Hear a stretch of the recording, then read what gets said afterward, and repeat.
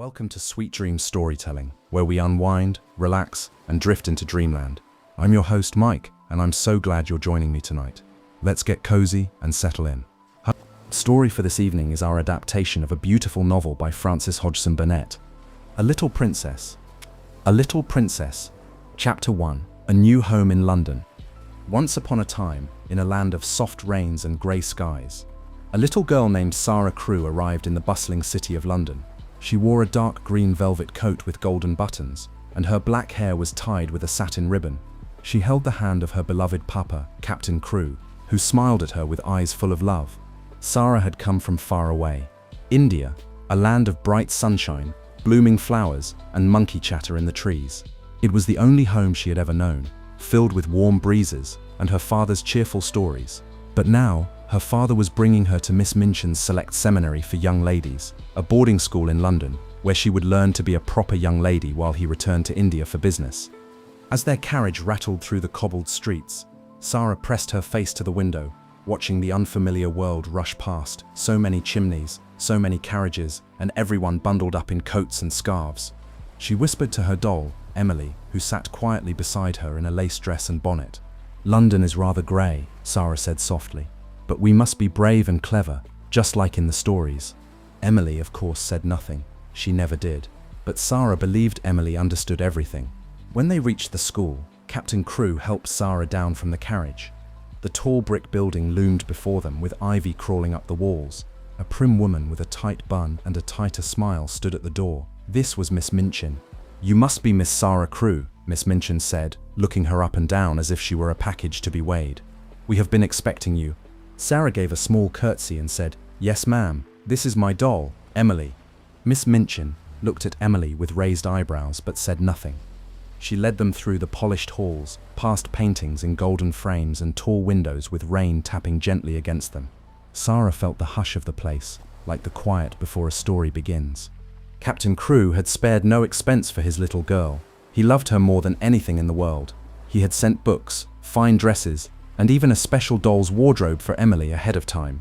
When they entered Sarah's room, it was already filled with soft cushions, elegant furniture, and shelves of beautiful books. "It's just like a princess's room," Sarah breathed. Captain Crewe knelt beside her. "You are my little princess," he said. "Even when I'm far away, remember that. Be brave, be kind, and never forget to use your imagination." Sarah nodded, blinking away the tears that were beginning to form. She knew he had to go back to India, but oh, how she would miss him. That evening, after unpacking her things and introducing Emily to her new bed, Sarah and her papa sat by the fireplace. He told her one last bedtime story about a magical land where a princess lived in a tower made of stardust. Sarah listened with wide eyes, her hand resting on Emily's. When it was time to say goodbye, Captain Crewe hugged her tightly. "I'll write you every week," he whispered, "and I'll think of you every single day." Sarah stood at the window long after he left, watching the carriage disappear into the mist. She didn't cry. Not then. She held Emily close and whispered, "We're going to be very brave, aren't we?" Emily, as always, was silent, but in Sarah's heart, she heard a tiny voice say, "Yes, Princess Sarah, we'll be just fine." And so her new life at Miss Minchin's school began, not with tears but with courage, imagination, and a quiet strength that only real princesses possess. Chapter 2. The Princess at School. The next morning, Sarah woke to the soft chime of the school bell and the grey light of London peeking through her curtains. She sat up slowly, her black hair still curled from the night before, and looked around her pretty room. Emily sat beside her, upright as ever, already dressed for the day in her lace gown. "Well, Emily," Sarah whispered, "this is the day we begin our royal adventure." She carefully buttoned her school uniform, tied her sash, and placed Emily in a seat by the window before going downstairs to join the other girls. The dining room was filled with quiet chatter and the clinking of spoons on porcelain. Girls in neat pinafores sat in long rows, eating porridge and sipping tea. Some of them turned to stare as Sarah entered. She walked gracefully, her back straight, just like a princess would.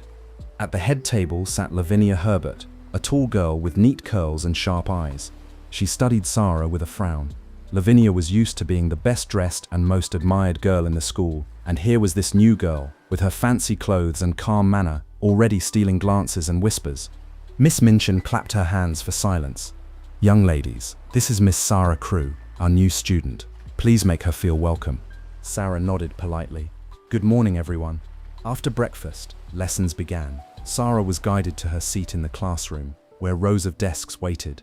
She opened her books with care, and when the teacher asked her to read aloud, she spoke clearly and beautifully.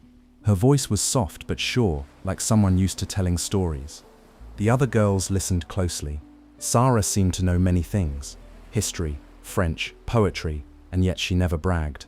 When a younger girl stumbled through her lesson, Sarah leaned over and whispered the word kindly, helping her without making her feel small. Later that day, during the afternoon break, Sarah sat beneath the window in the schoolroom, surrounded by a group of curious girls. They had heard that she had lived in India, and they wanted to know everything. "Is it true," asked a tiny voice, "that there are snakes in the gardens there?" Sarah smiled. "Yes, but they usually stay away if you leave them alone. I had a little monkey once who would sit on my shoulder and steal my biscuits. He thought he was a prince." The girls giggled. "Do you miss India?" asked a quiet girl named Ermengarde. Sarah looked out the window thoughtfully. "Yes," she said, "but I think you can carry home inside you, like a story you never stop telling yourself." Ermengarde didn't quite understand what Sarah meant, but she liked the sound of it. She was a shy, forgetful girl who often dropped her books or stumbled over her lessons. But Sarah smiled at her like she was someone special, and that made her heart lift a little. That evening, back in her cozy room, Sarah sat on the floor with Emily in her lap. The doll's eyes were wide and unblinking, as always, but Sarah imagined that inside, Emily was listening closely. "Emily," she said, "I think we'll like it here. It's not like India, but there are stories hiding everywhere, even in the grey skies." She paused. "And there are girls who need stories. We shall have to be very kind."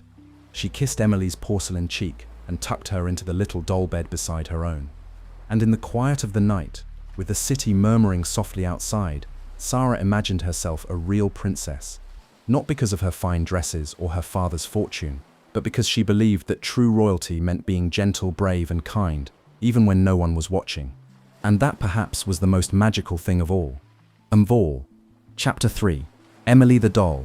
In a quiet corner of Sarah's room, seated upright in a tiny armchair, lived Emily, a very special doll with glassy green eyes and a serious face that seemed to know many secrets.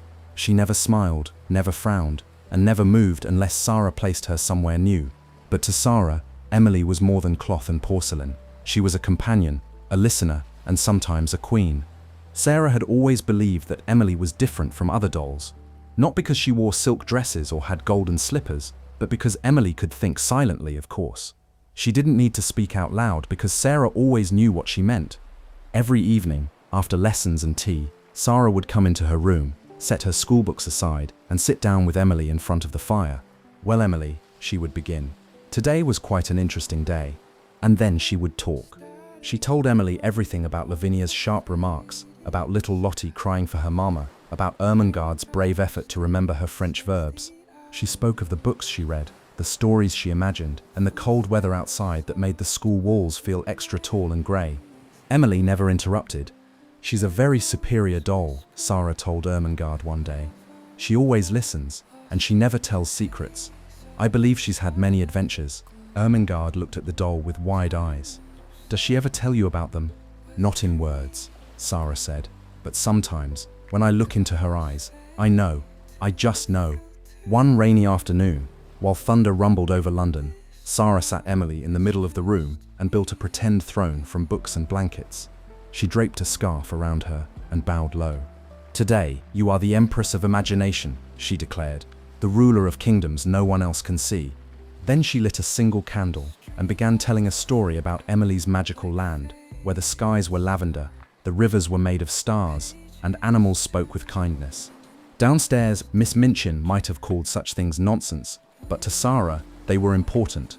Stories were not just games, they were armor against loneliness, and Emily was her silent general, always by her side. But Emily wasn't just for make-believe. Sometimes, when Sarah was sad, when she missed her papa, or felt the coldness of the city creeping in, she would hold Emily close and whisper, "It's hard to be brave all the time." And somehow, even though Emily didn't say a word, Sarah would feel a little stronger. One night, as the wind howled outside and the fireplace crackled low, Sarah tucked Emily into her bed and said very seriously, "Do you know what it means to be a princess even when no one is watching?" Emily, being wise, gave no answer. It means you must always act with grace. You must always be kind, even when others are not. And you must never forget who you are inside, never. She paused and added gently, even if one day we lose all of this, all the soft blankets and the velvet gowns, I will still be a princess, and so will you. Emily lay still beneath her embroidered blanket, her green eyes shining faintly in the dim light. She didn't blink, she didn't smile. But in Sarah's heart, she was sure Emily had understood. And so, with Emily watching over her, Sarah closed her eyes and drifted into dreams full of stardust kingdoms and talking animals, where brave girls wore invisible crowns and dolls ruled wisely over lands of wonder.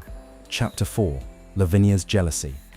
As the days passed at Miss Minchin's seminary, everyone began to notice something unusual about Sarah Crewe. She was not like the other girls.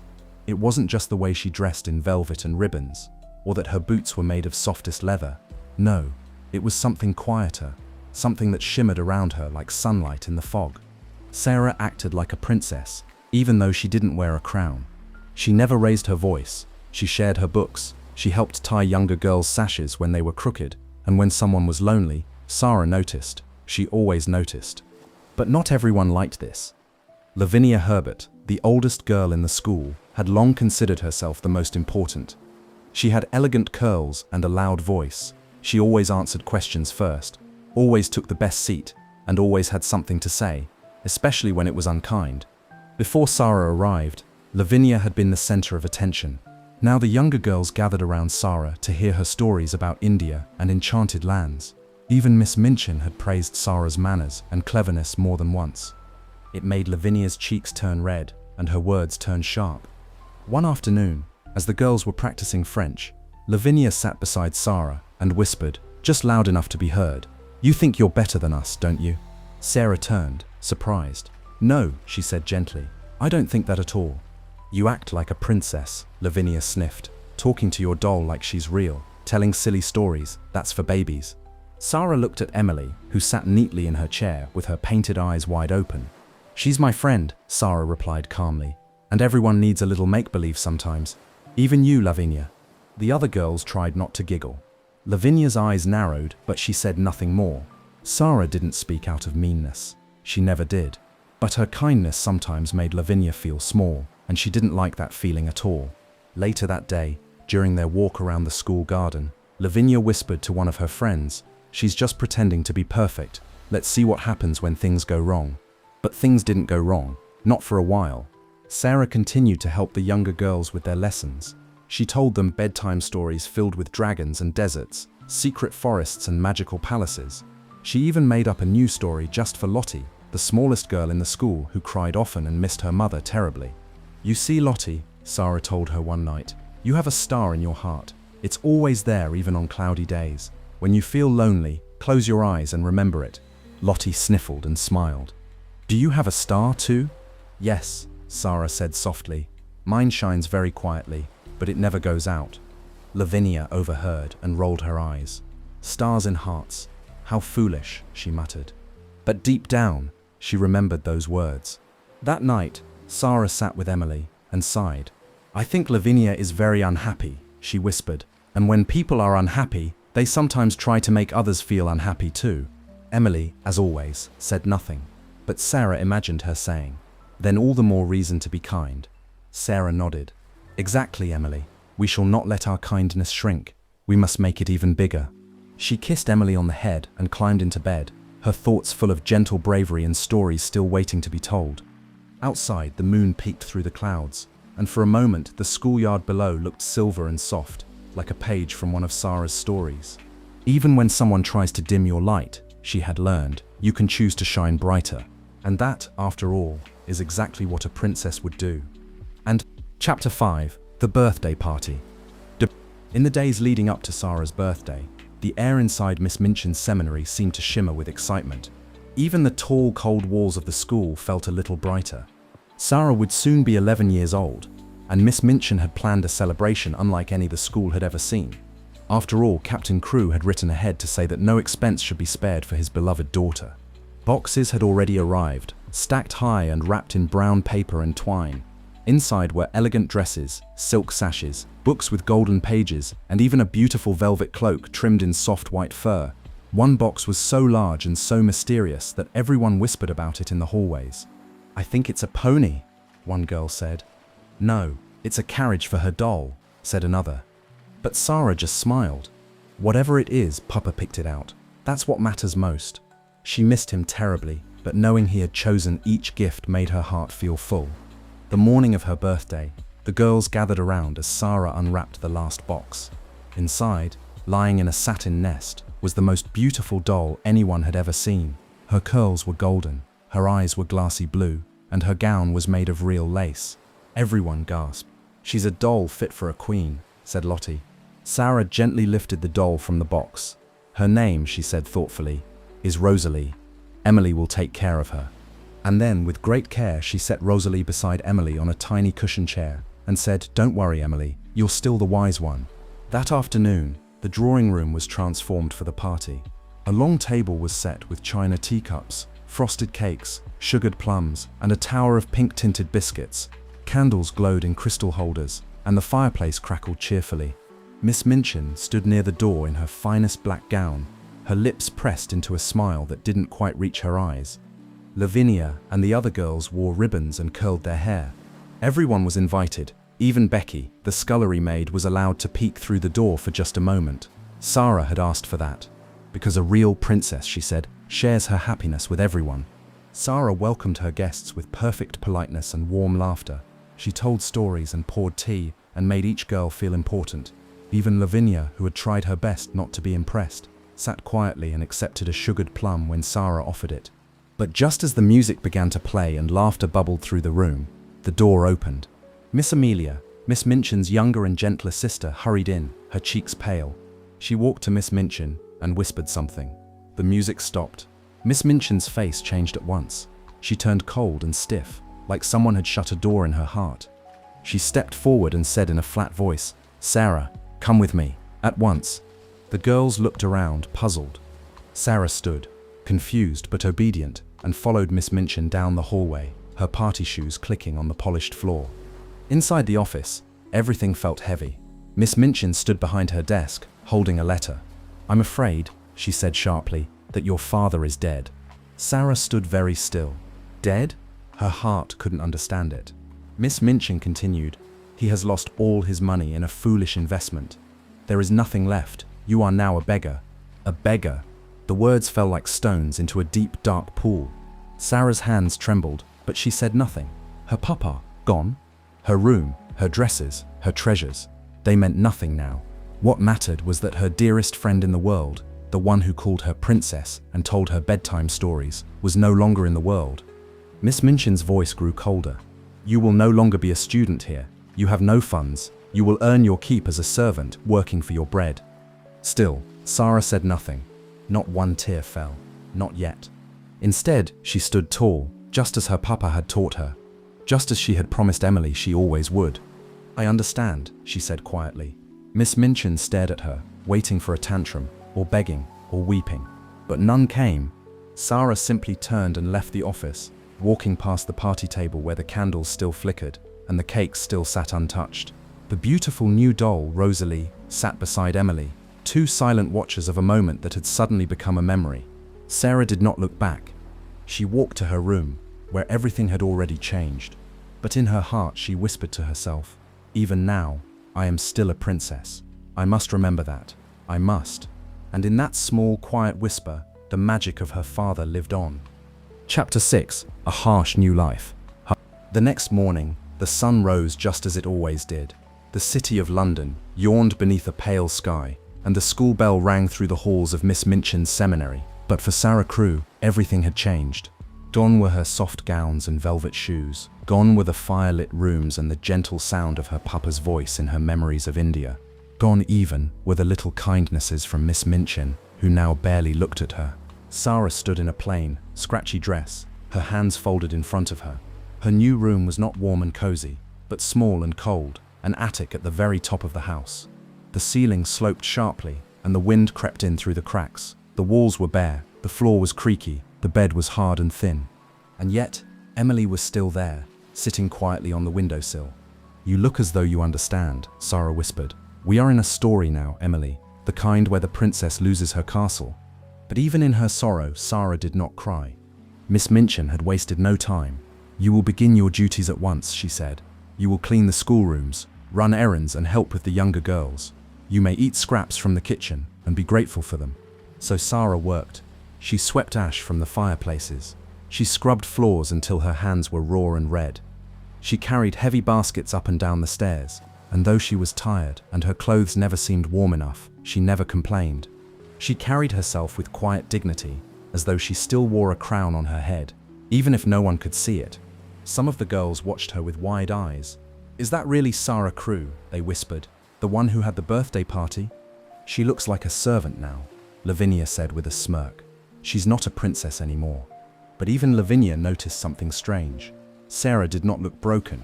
She did not whimper or snap. When spoken to, she answered with calmness. When given cruel orders, she obeyed with quiet grace.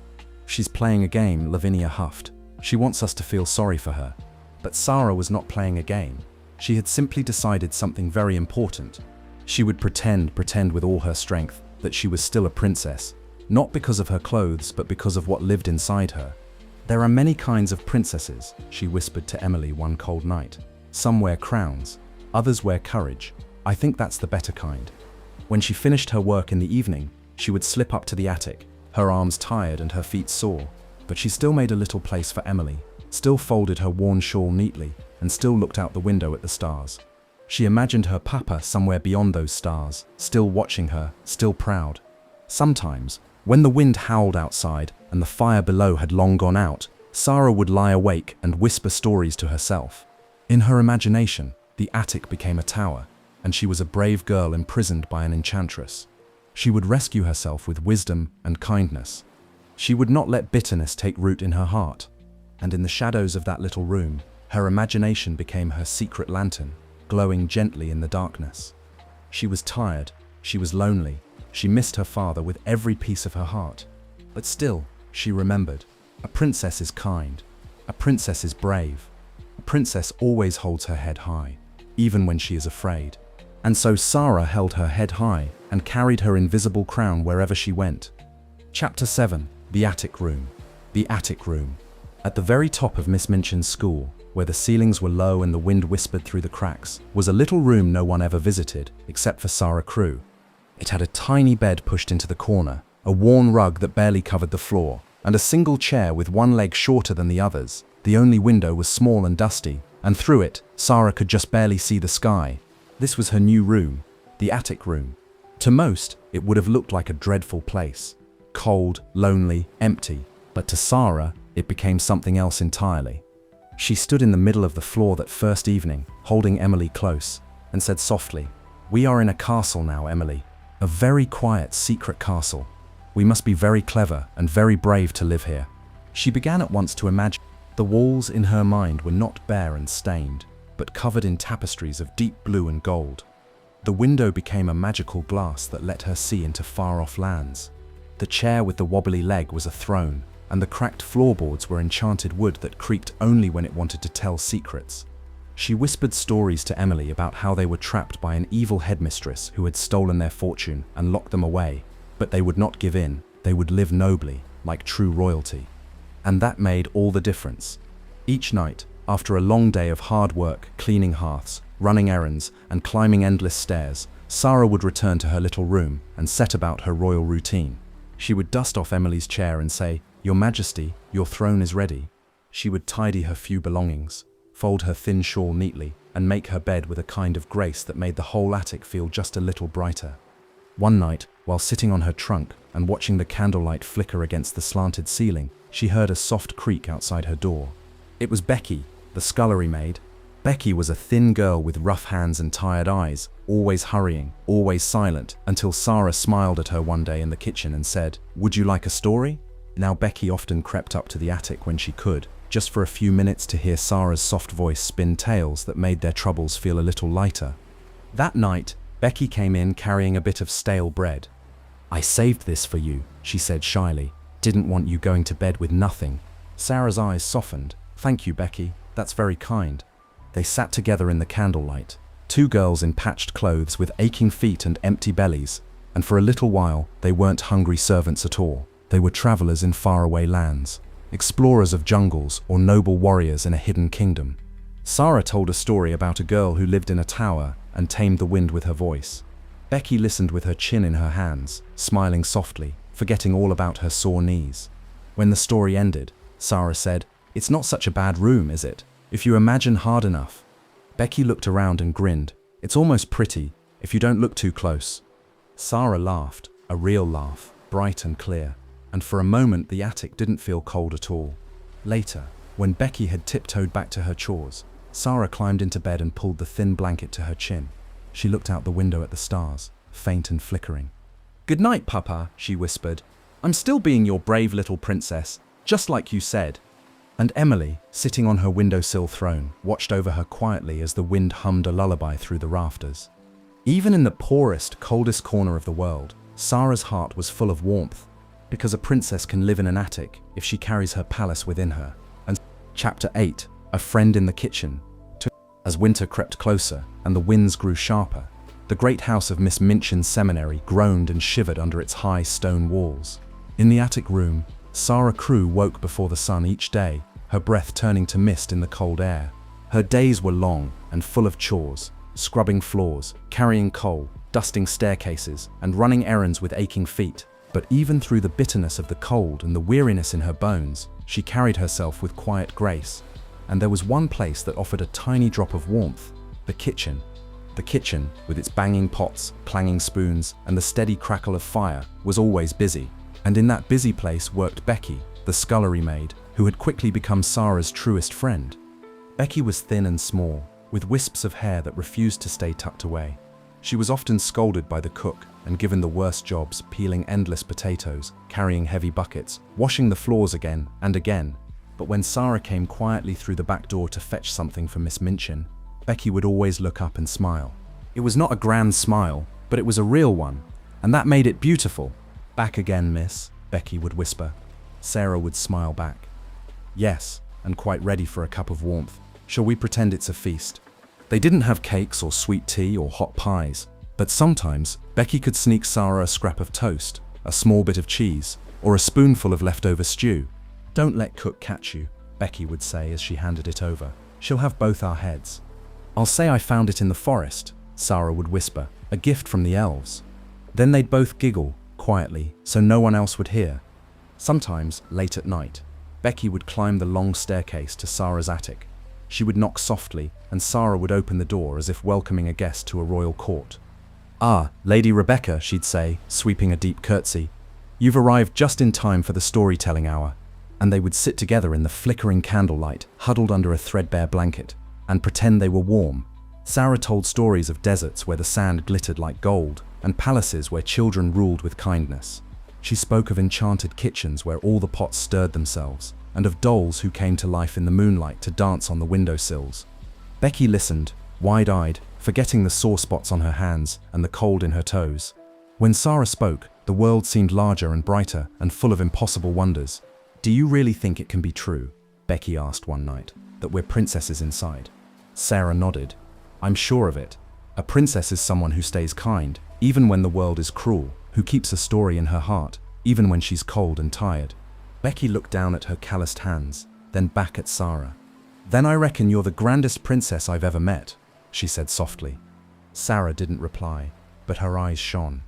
Later, after Becky had gone, Sarah sat by the window with Emily in her lap.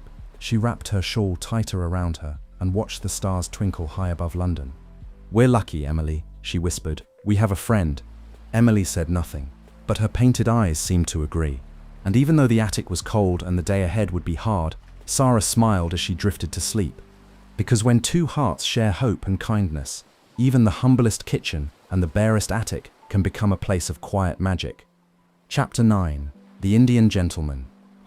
Across the narrow grey street from Miss Minchin's seminary stood a grand shadowy house with iron railings, thick curtains, and a quiet stillness about it.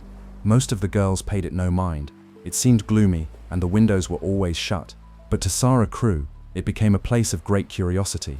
She noticed it one morning from the attic window, the only view she had of the world beyond the school. While London bustled far below, Sarah watched the house across the way. It was not empty. She often saw a man sitting at the window, pale and still, with a faraway look in his eyes. He never smiled, he never waved, but he stared out at the world as though he were waiting for something or someone. Sarah gave him a name in her imagination, the Indian gentleman. He reminded her of India somehow, though he was clearly not Indian himself. His house was filled with little hints, statues with carved elephants, bright cloths from the east glimpsed through the window, and servants in turbans who sometimes came and went quietly through the side door. One of them, a man named Ram Das, was tall and elegant, and he moved like someone who could step without making a sound.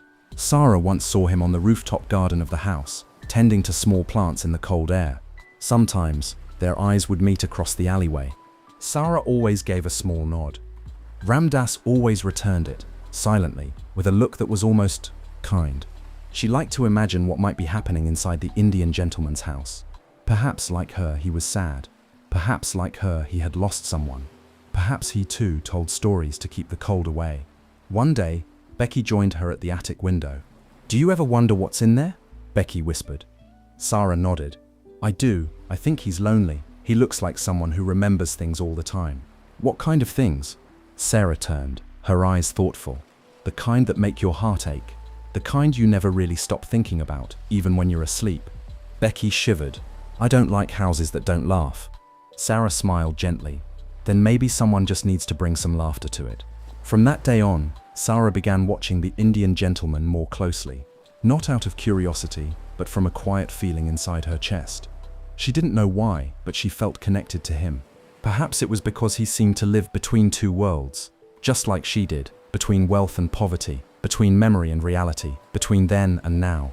One late afternoon, as snow began to fall softly across the rooftops, Sarah stood at the window and whispered to Emily, "I think he's waiting for someone. I hope, wherever she is, she comes home soon." Emily, seated beside her in a worn chair, gave no answer, but Sarah imagined her thinking the same thing. And far across the street, behind thick curtains, the Indian gentleman stared out into the white-flecked world, holding something in his hands, a small photograph of a girl with large dark eyes. He sighed and said softly to himself, "Where are you, little missy? Where could you have gone?" Neither one knew it yet, but their stories were winding closer together, like two threads in the same magical tapestry. And in the hush of the snowy night, the stars above twinkled a little brighter, as if they too knew that something wonderful was drawing near. Chapter 10. A Magical Morning. The attic had never been warm. Not in all the weeks Sarah had lived there.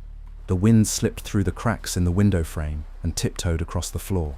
The bed was always cold. Her thin blanket never quite reached her toes. Even her dreams had to huddle together for warmth. But one morning, one very strange and special morning, something was different. Sarah awoke with her arms wrapped around Emily and a chill still in the air, but something felt not quite right. She sat up slowly. The room was quiet, as it always was, but it was not empty. Her eyes widened. A soft, glowing fire crackled in the small fireplace, a real fire, with real warmth. It was dancing orange and gold, filling the little room with light. Sarah blinked. "Emily," she whispered, "are we still dreaming?" But there was more.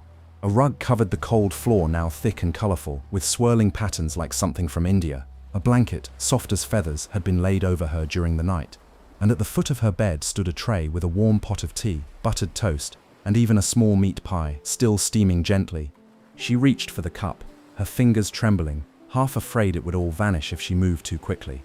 And sitting beside the fire, folded neatly on the floor, were a pair of warm slippers and a new shawl, deep blue and lined with silk. Sarah didn't speak. She couldn't. She looked around the room again.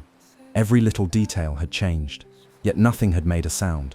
No footsteps had creaked on the stairs. No key had turned in the lock. It was as if some kind, invisible hand had swept in during the night and turned her poor attic into a princess's room. At least a very quiet, secret kind of princess. Sarah wrapped the shawl around her shoulders. It was soft and warm, and it smelled faintly of roses. "Emily," she whispered, "this is magic. It must be." Emily, as usual, gave no reply, but her painted eyes gleamed in the firelight. Just then, the trapdoor creaked, and Becky's head peeked in. She froze when she saw the room. "Miss," she gasped. What happened? Is this your doing?" Sarah turned, still holding her teacup. "I don't know," she said, her voice full of wonder. "It was like this when I woke up." Becky climbed into the room, wide-eyed, running her fingers across the new rug, the soft blanket, the tray of food. "It's like a fairy's been here," she whispered. "Or a magician," Sarah said, smiling a little. "A magician who didn't want to be seen." Becky's hands were shaking as she lifted the corner of the blanket. Why would someone do this? Sarah didn't know the answer, but her heart felt a little lighter, as if someone somewhere had noticed her struggle and had chosen to be kind. "Perhaps," she said slowly, "someone believed in magic, just like we do, and wanted to bring a little of it here." Becky looked around the room again. "It's like the attic's been kissed by a star." Sarah laughed, a quiet, happy laugh that filled the room better than any fire. All day long, as she scrubbed and carried and fetched, Sarah kept that warmth tucked close to her heart. Not just the fire or the food or the shawl, but the feeling that someone out there cared. Someone had looked into her world and chosen to bring kindness to it without asking for thanks or praise.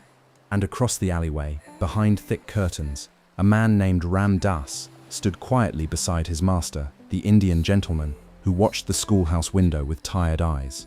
"She looked happier this morning," Ram Das said softly.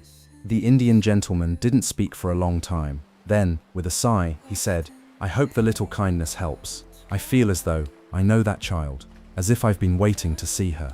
Ram Das only nodded. And in the attic above the seminary, Sarah smiled to herself and whispered, "Even when you think the world has forgotten you, there may be magic working in secret.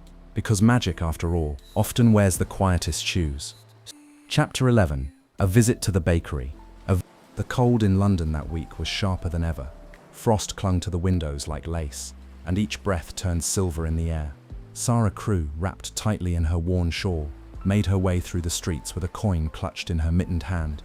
Miss Minchin had sent her to fetch some groceries, and Sarah had been saving the coin, just 1 silver sixpence, for days, not because it was hers. It wasn't, but because she had made a plan. She would use the coin to buy a small hot bun, just one. Something warm and soft to hold in her cold fingers. Something to share with Becky later in the attic, with whispers and candlelight. Her shoes were thin and wet from puddles, and her nose was pink from the wind, but she kept walking until she reached the little bakery on the corner. It was a warm shop with a golden glow inside, and the scent of fresh bread floated out the door like a comforting hug. Sarah stepped inside, and the bell above the door gave a soft ring. The baker, a large woman with flour on her sleeves, turned and raised an eyebrow. "Well now, what have we here?" Sarah curtsied politely. "Good afternoon, ma'am. May I have 6 buns for a 6p, if they are small ones?" The woman looked at her closely, noting her patched dress and tired face. 6 buns? That's what I sell for a 6p, but you'll have to take the ones that are cooling, fresh out of the oven." Sarah nodded. "Thank you, that's perfect." But just as the baker turned to wrap the buns, Sarah caught sight of something by the door. It was a little girl, smaller than Sarah, huddled on the step. Her clothes were thin, and her feet were bare, red with cold. She had wrapped her arms around her legs, and her face was so thin it almost didn't look real. Sarah's heart ached at once. The girl looked up, her eyes wide and hollow, and stared straight at the warm, sweet buns in the baker's window. Sarah turned back to the counter. The buns were now wrapped in brown paper, warm in her hands. She looked down at them. Then she looked again at the little girl on the step. And without thinking twice, she walked over and knelt beside her. "Would you like some?" Sarah asked gently. The little girl didn't speak, but she nodded, just barely. So Sarah opened the paper and handed her 1 bun, then another and another still. The child took them with trembling hands and began to eat, slowly at first, then faster, as though she couldn't believe the food was real. Sarah sat beside her, watching quietly, feeling something warm grow in her chest. By the time the girl had eaten 5 buns, her eyes were brighter and her hands had stopped shaking. Sarah smiled and handed her the 6th one. "This is the last," she said, "for later." The girl took it and gave Sarah the smallest, shyest smile Sarah had ever seen, and then, without a word, she disappeared down the street. Sarah sat there for a moment, with nothing left but the brown paper and her own cold hands. She had no bun, no warm treat to share with Becky. She would return to the school with an empty stomach, but her heart was full. When she stepped back into the bakery, the woman was still standing behind the counter, watching through the window. "You gave them all away," she said slowly. Sarah looked down. She needed them more. The baker was quiet for a long moment, then she walked over and knelt beside Sarah. "You're a strange little thing," she said gently. "You're hungry too." I can see that. And yet you gave away your supper." Sarah blinked, unsure of what to say. The baker stood up and looked thoughtful. "That child has come to my door before. I've turned her away more than once. I thought maybe she didn't matter. But maybe she does." She looked down at Sarah. "Maybe you do too." Sarah didn't need praise. She didn't expect kindness. But something in the baker's voice made her feel less invisible, as though for just a moment someone saw her. That night in the attic, Becky listened wide-eyed to the story of the girl with no shoes and the 6 warm buns. "You didn't eat even one," Becky gasped. Sarah shook her head, smiling softly. "I think kindness tastes better than bread. At least, sometimes." Becky nodded slowly. "You really are a princess." And somewhere far across the street, the Indian gentleman sat in his chair beside the fire. Ram Dass stood quietly behind him. "I wonder who she is," the gentleman murmured. "That child. She gives away bread and wears a crown no one can see." Ram Dass said nothing, but he too was beginning to believe that something magical was unfolding. And Chapter 12, The Lost Locket. And the days grew shorter, and the wind blew colder through the cracks in the attic walls. The snow had begun to fall in soft flurries, dusting rooftops like powdered sugar and frosting the narrow streets below.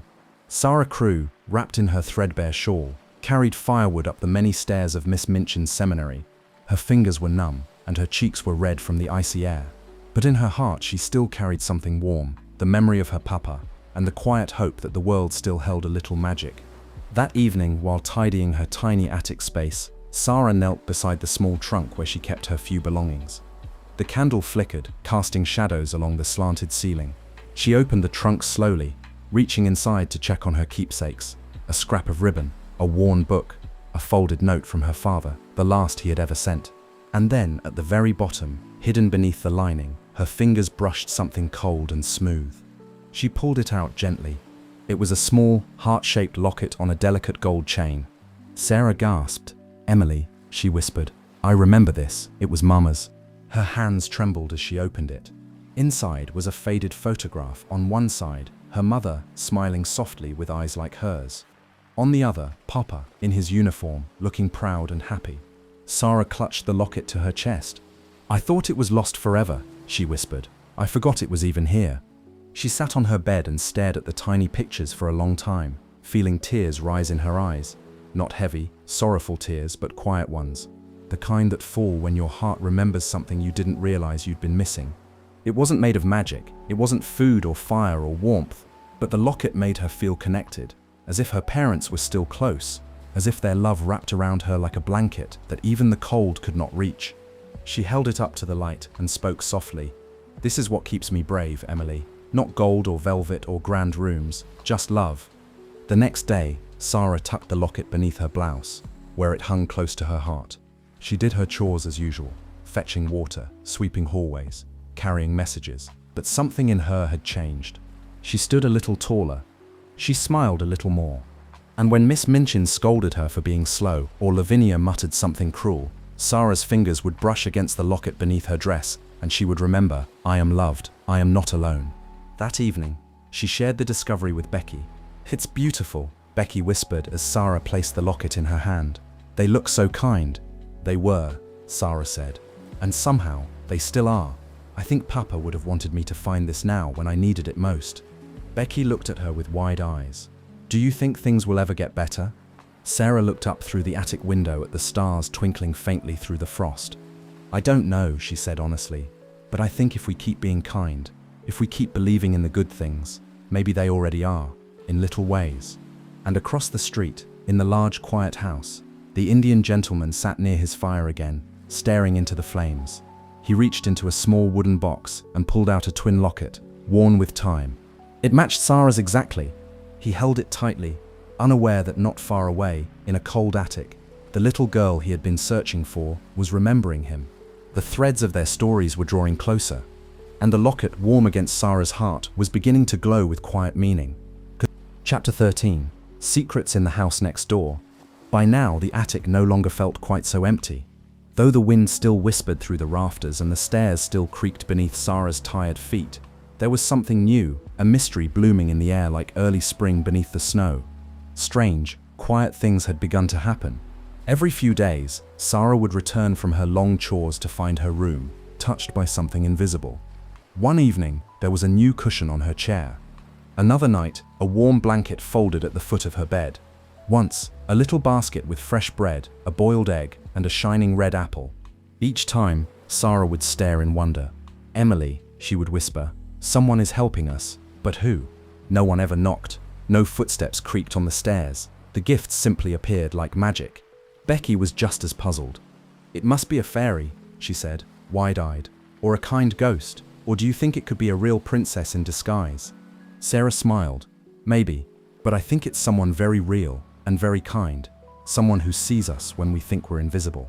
One evening, after returning from delivering letters in the icy streets, Sarah looked across the alley through the attic window. In the dim light of the house opposite, she saw movement. Ram Das, the tall, graceful servant she had seen before, was tending to something in the window, a pot of small green plants. He moved quietly, carefully, as though he didn't want to disturb the stillness. Sarah watched him, thoughtful. She had begun to wonder if the strange magic might be coming from that house, the house of the Indian gentleman, the man who rarely went out and always looked as though he had lost something important. It made her heart ache just a little. "I wonder," she whispered to Emily, "if he's the one sending the gifts. Or maybe Ram Das is. Do you think they know how cold it is up here?" She imagined them talking behind heavy curtains. "She is only a child," Ram Das would say. "She is brave," the Indian gentleman might reply. "She reminds me of someone I lost." Of course, Sarah didn't know that just across the alley, those very words had been spoken almost exactly as she imagined them. The Indian gentleman, whose real name was Mr. Carrisford, had begun asking more and more about the strange little girl he had seen at the attic window. "There's something about her," he told Ram Das. "The way she walks, the way she holds her head. Even when she's carrying coal, she looks like someone remembering how to be noble. She is always gentle," Ram Das said quietly, "even when tired, and she shares her food with the scullery maid." Mr. Carrisford leaned back in his chair, staring into the fire. Could she be, his child? He meant Captain Crew, his dear friend from India, the man he had loved like a brother, the man who had died believing he had lost his fortune, and unknowingly left his daughter to fend for herself in a cruel world. "I must know more about her," Mr. Carrisford said. "We must find out her name." And so, without Sarah knowing it, a quiet search had begun, not just for any child, but for her. Back in the attic, Sarah curled beneath her blankets, the locket around her neck warm against her heart. She didn't know that her world was about to change again. She didn't know that the secrets in the house next door were her secrets too. She only knew that someone was watching over her, not with pity, but with kindness. And in a world where hardship had grown like weeds, this kindness was like sunlight breaking through a crack in the clouds. Sarah whispered to Emily, "I think something is coming, Emily. I don't know what, but I can feel it." And across the way, Ram Das gently closed the curtains, while the Indian gentleman stared once more into the fire, his heart beating just a little faster than it had in a long, long time. Chapter 14. A cold and rainy day. Cold and rainy. The sky over London hung heavy with clouds. Rain fell in slow, steady drops, dripping from rooftops, running down window panes, and soaking the stone steps of Miss Minchin's seminary. The streets were puddled and grey, and the city wore its sadness like a cloak. Inside, the fire in the kitchen burned low. The girls huddled indoors with their tea, and the windows fogged up from breath and steam. But for Sarah Crew, there was no rest. Miss Minchin sent her out into the rain to deliver a package. It was a long walk, and Sarah's shoes were already worn through at the toes. Her thin coat did little to keep out the damp, and her fingers turned red with cold. She carried the brown parcel beneath one arm, her other hand gripping the edge of her shawl. Her steps were slow and careful, her head bowed against the wind. As she reached the corner of the street, the package nearly slipped from her hands. She caught it just in time, but her feet splashed into a deep puddle and icy water soaked through to her skin. Still, she kept walking, because that is what a princess does. On her way back, she passed the tall house with the iron railings, the one where the Indian gentleman lived. She paused just for a moment, glancing up at the window. There was movement inside. Before she could turn away, the door opened. It was Ram Das. He stepped out with an umbrella and paused when he saw her. His eyes widened, not in shock but in concern. "You are soaked," he said gently, his voice accented and warm. "Come, child, please step inside for just a moment." Sarah hesitated. She had never been invited in before. She wasn't sure what Miss Minchin would say, but the warmth coming from the doorway was too tempting, too kind. "Just a moment," she whispered. "If it's truly no trouble." Ram Dass led her through the quiet house, where soft carpets muffled her steps and lamps glowed like tiny suns. Everything smelled of spice and roses. The walls were lined with books and strange objects from India, carved elephants, delicate lamps, golden bowls. He brought her into a small sitting room where a fire crackled in the hearth. And there, in a large chair by the flames, sat the Indian gentleman, Mr. Carrisford. He looked up at Sarah, and for a second, the room seemed to hold its breath. His face was pale and tired, with deep lines around his eyes, but those eyes softened when he saw her. She was dripping water onto the floor, her cheeks flushed with cold, but she held herself with dignity. She did not shrink or complain. She simply stood there, calm and brave and curious. "What is your name, child?" Mr. Carrisford asked, his voice almost a whisper. "Sarah," she said. "Sarah Crewe." He leaned forward, stunned. The flames crackled louder, and even Ram Dass stepped closer, as if unsure he'd heard correctly. Sarah Crewe. It was the name he had searched for, the name he had feared he'd never hear again. Mr. Carrisford looked at her closely now. Her dark eyes, her grace, her way of standing. There was something familiar, something right. Was your father, Captain Crewe?" Sarah nodded slowly. "Yes, he died in India." A sound escaped the Indian gentleman's lips, something between a gasp and a cry. His hand covered his heart, and tears filled his eyes. Sarah didn't understand what was happening. Why had the room grown so quiet? Why was the kind man before her suddenly trembling? Ram Dass moved toward her, gentler than ever. "You must sit," he said. "Please, there is much to say." Sarah sat on the edge of the chair, her heart fluttering, and somewhere in the back of her mind, a tiny voice whispered, "Everything is about to change." Chapter 15. The Truth Revealed. The little sitting room was still. The only sound was the gentle crackle of the fire and the soft ticking of a distant clock. Sarah Crewe sat in the large velvet chair, her wet shawl drying beside the hearth. Her hands were folded in her lap, and her dark eyes, full of questions, watched the Indian gentleman, Mr. Carrisford, as he leaned forward, his face pale with emotion. He looked at her as if seeing a ghost or a miracle. "Sarah," he said again, his voice unsteady. "Sarah Crewe. You are his child, Captain Ralph Crewe's daughter." Sarah nodded slowly. "Yes, sir. He was my papa. He brought me to Miss Minchin's school. Then he—" Mr. Carrisford pressed a hand to his chest and closed his eyes for a moment. "Oh, Ralph, my friend, what have I done?" Sarah's heart thudded in her chest. Ram Dass stepped forward, placing a warm hand gently on her shoulder. "You were never meant to be left alone," he said quietly. "You were loved so dearly." Mr. Carrisford opened his eyes again, and they shone with sorrow and something more, hope. "I must tell you everything," he said, "even if it breaks my heart." And so he did. He told Sarah how he had known her father in India, how they had gone into business together, two friends who trusted each other like brothers, how her father had invested all his money in a venture involving diamond mines, mines that were said to be filled with riches. "But it went wrong," Mr. Carrisford said, "or so we thought.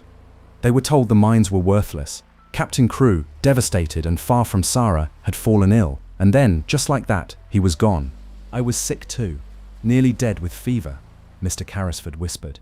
"By the time I recovered, it was too late. You had vanished. Miss Minchin refused to speak to me. No one knew where the daughter of Captain Crewe had gone." He looked at her with deep sadness. "I have searched for you for 2 years." Sarah stared at him, stunned. "You were looking for me, all this time?" "Yes," Mr. Carrisford said. "I hired men, I wrote letters to every school in London, but we didn't know where you'd been sent. I had no idea you were just across the street, that you were living in an attic, that you were hungry." His voice broke. Sarah reached forward and placed her hand over his. "It wasn't your fault," she said gently. "You didn't know." Ram Dass nodded from where he stood. It was the heart of a princess that kept her strong. For a moment no one spoke. The room felt full of something greater than sadness, relief, love, and the lightness that comes after a storm. "But," Sarah said softly, "the mines, were they truly worthless?" Mr. Carrisford gave a trembling laugh. "That is the miracle. They were not. In fact, they have become incredibly rich. I am now the keeper of a vast fortune, a fortune that belongs to you, Sarah." Sarah blinked. "To me?" "All of it," he said. "Your father's share returned at last. You are no pauper. You are an heiress, a wealthy one. For the first time in what felt like years, Sarah's eyes filled with tears, but they were not from pain or hunger or loneliness. They were from joy. But I don't want it for myself, she whispered. Not just for me. Becky must come too. She is my friend. She stayed with me when no one else did. Mr. Carrisford nodded. She shall have everything she needs. And I want to help the bakery girl, Sarah added quickly, and others, children with no shoes, children who are cold. Mr. Carrisford looked at her with wonder. Your heart has never changed, has it? Sarah smiled. Papa told me once that being a princess means being kind and brave, even when no one sees you. I tried to remember that. He wiped his eyes and reached for her hand. My dear, he said softly, you have not only remembered it, you have become it. And as the fire warmed the room, and Ram Das quietly brought in warm tea and a soft blanket, Sarah Crewe sat beside the Indian gentleman, not as a servant, not as a poor orphan in patched clothes, but as Sarah Crewe, the beloved daughter of Captain Crewe, who had been lost and was now at last found. Chapter 16. A Princess Once More. When Sarah awoke the next morning, it took her a moment to remember that everything had changed. She was no longer in the cold attic, beneath a sagging ceiling with the wind whistling through the walls. She was in a warm bed with soft sheets and a downy quilt. A real fire glowed in the fireplace, and the scent of cinnamon toast drifted through the air. For a second, she wondered if she had only dreamed it all. But then she saw Emily, seated on a cushion near the window, and beside her, folded neatly, were Sarah's new clothes. Fresh, warm, and beautiful. The kind of clothes she hadn't worn since the days when her papa was still with her. The truth shimmered around her like golden sunlight. She had been found. She had been loved all along. And she was no longer a servant.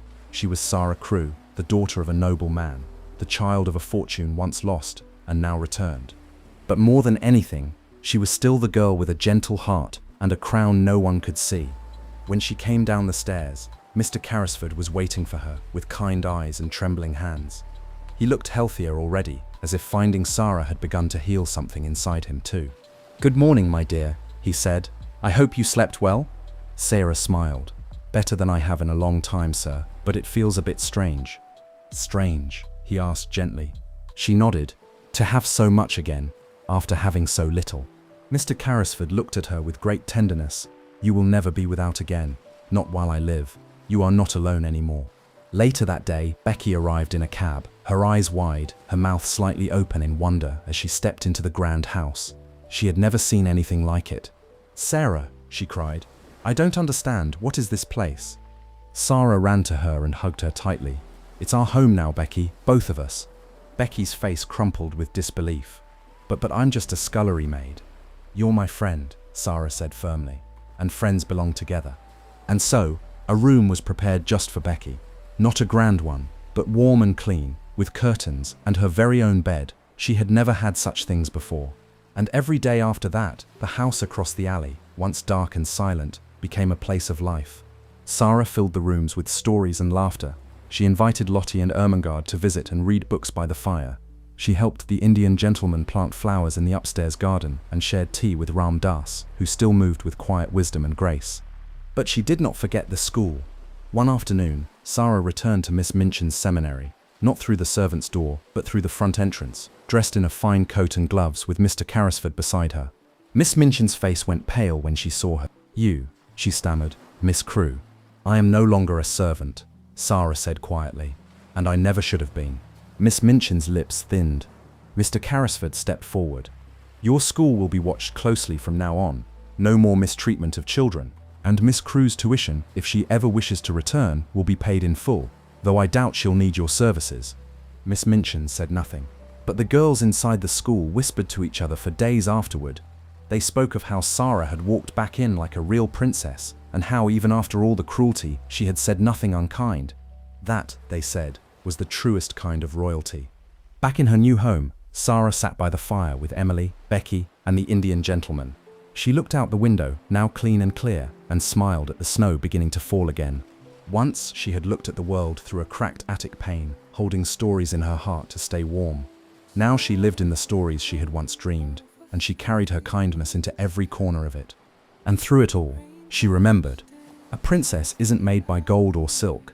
A princess is made by how she lives, and how she loves, and how she shines even in the dark.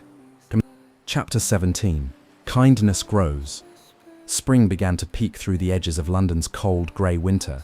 Tiny green shoots pressed up from the soil in window boxes, and birds began to return to the rooftops, chirping soft morning songs.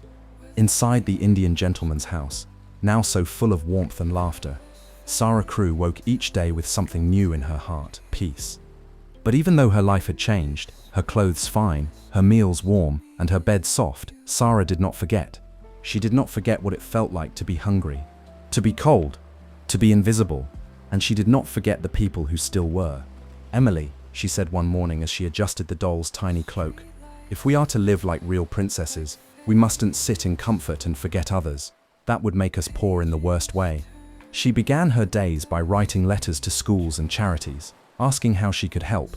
She gave quietly, never boasting, never expecting thanks. She visited the bakery and spoke with the woman who had once seen her give away all her buns to a starving child.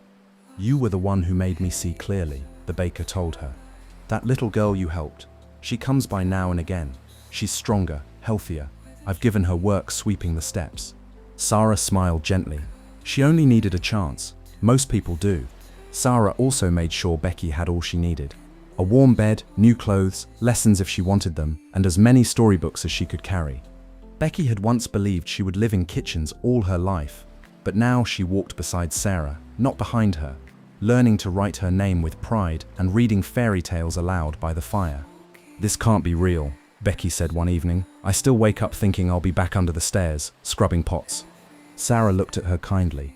"Then we'll have to make this real every day, for ourselves and for others." She began inviting the schoolgirls to tea, not just the ones who had been kind to her, like Ermengarde and Lottie, but even the ones who had once looked down on her.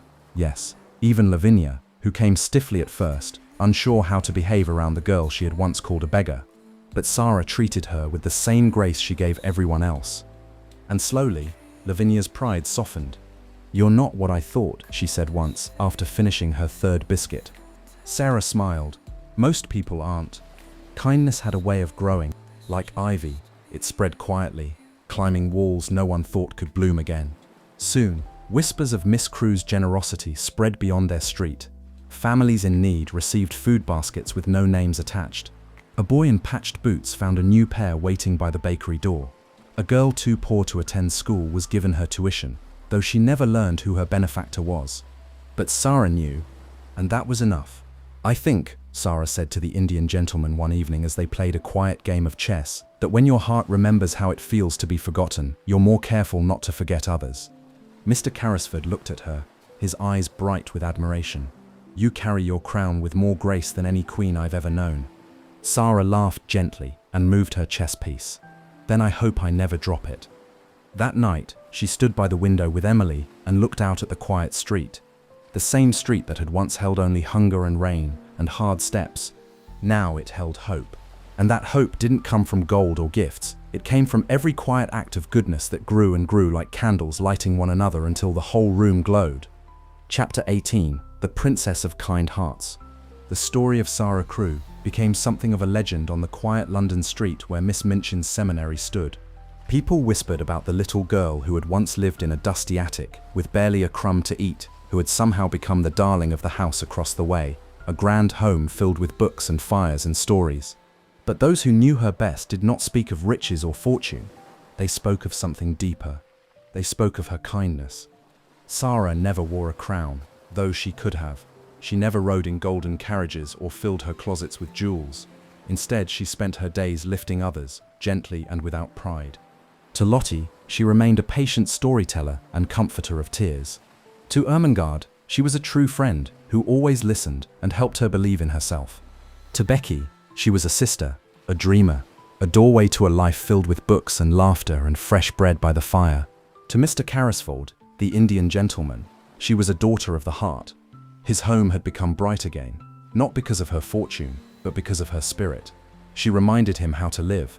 Even Lavinia changed in Sarah's presence. Her sharp words grew softer, her eyes less jealous. For it is difficult to hold on to cruelty when faced with quiet, constant goodness. And across the city, lives were touched by her quiet generosity, always given anonymously, never announced. When asked why she never signed her name, Sarah only said, "Because what matters is that they're helped, not who helped them."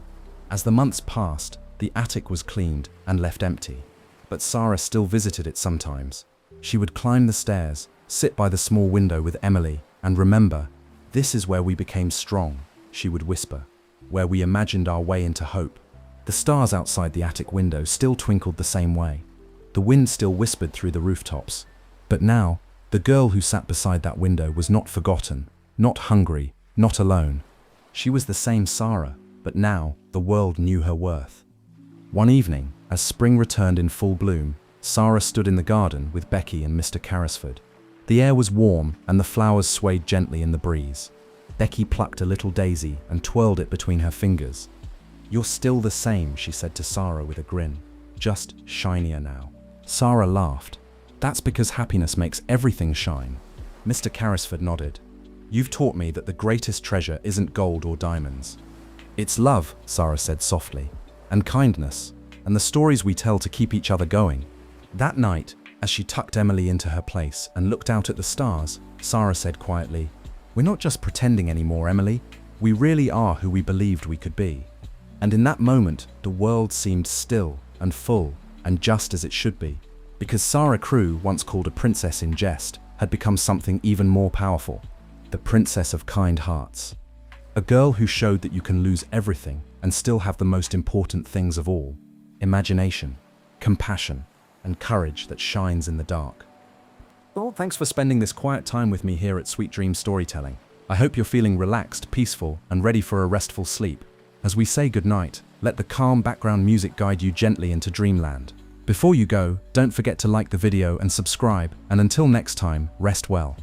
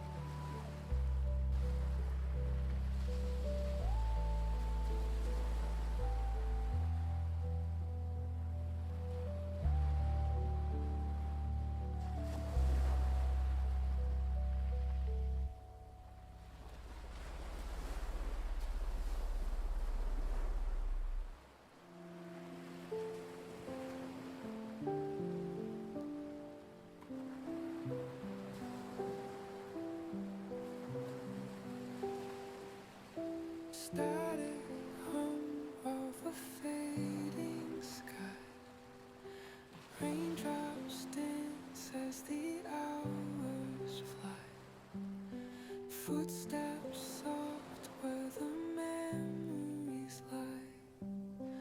Echoes whisper but never reply. Lost in the haze of a twilight glow.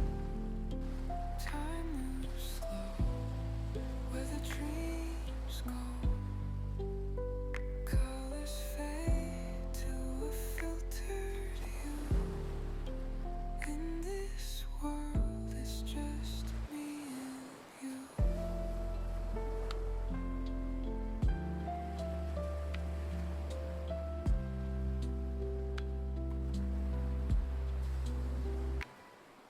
Streetlights flicker like faded stars.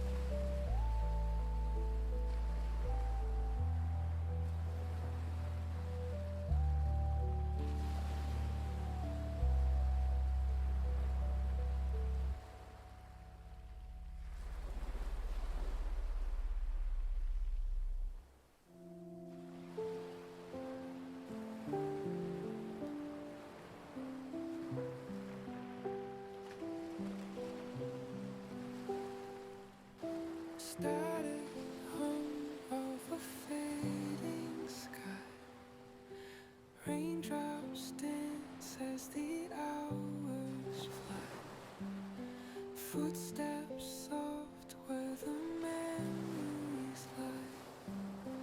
Echoes whisper but never reply. Lost in the haze of a twilight glow. Time moves slow where the dreams go. Colors fade to a filtered hue. In this world it's just me and you.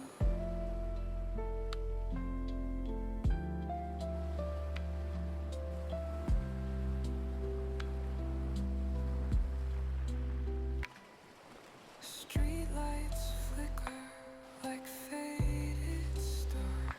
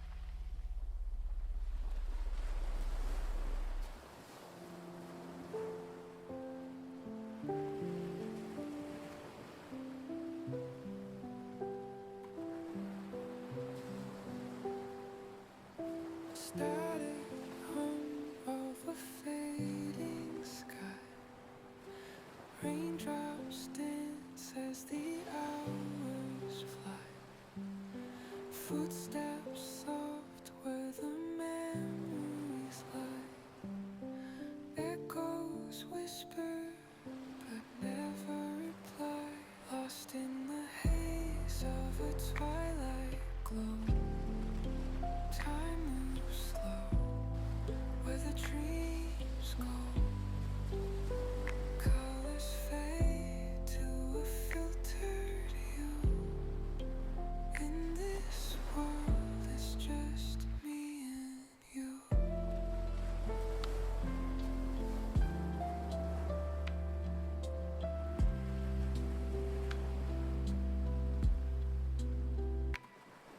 Streetlights flicker like faded stars.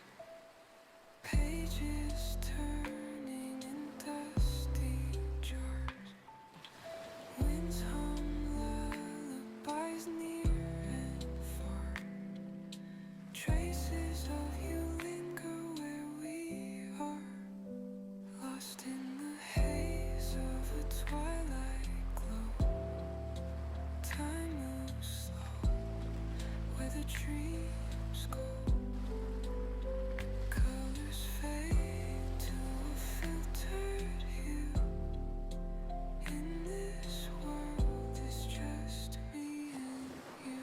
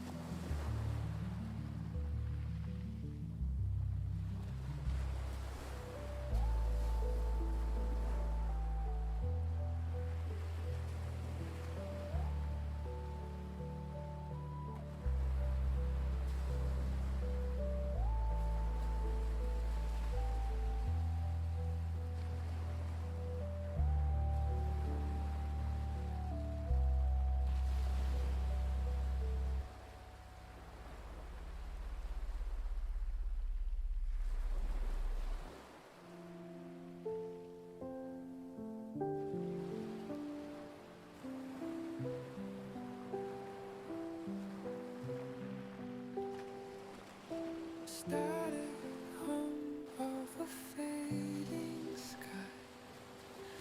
Raindrops dance as the hours fly. Footsteps soft where the memories lie. Echoes whisper but never reply.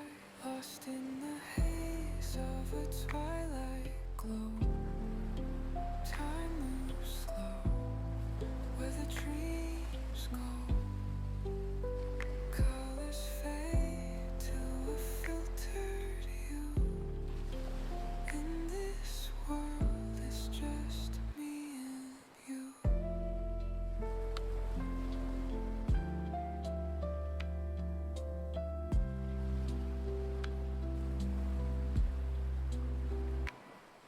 Streetlights flicker like faded stars.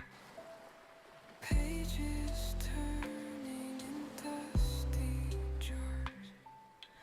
Winds hum lullabies near and far. Traces of you linger where we are. Lost in the haze of a twilight glow. Time moves slow where the dreams go. Colors fade to a filtered hue. In this world it's just me and you.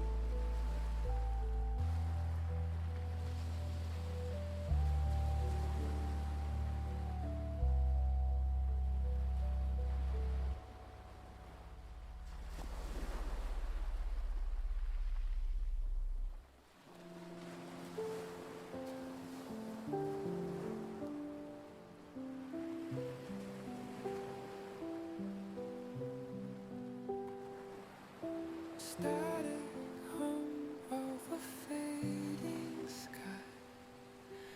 Raindrops dance as the hours fly. Footsteps soft where the memories lie. Echoes whisper but never reply. Lost in the haze of a twilight glow. Time moves slow where the dreams go. Colors fade to a filtered hue. In this world it's just me and you.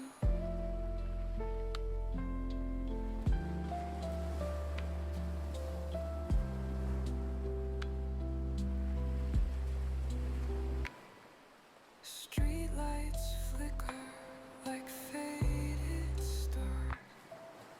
Pages turning in dusty jars. Winds hum lullabies near and far. Traces of you linger where we are. Lost in the haze of a twilight glow.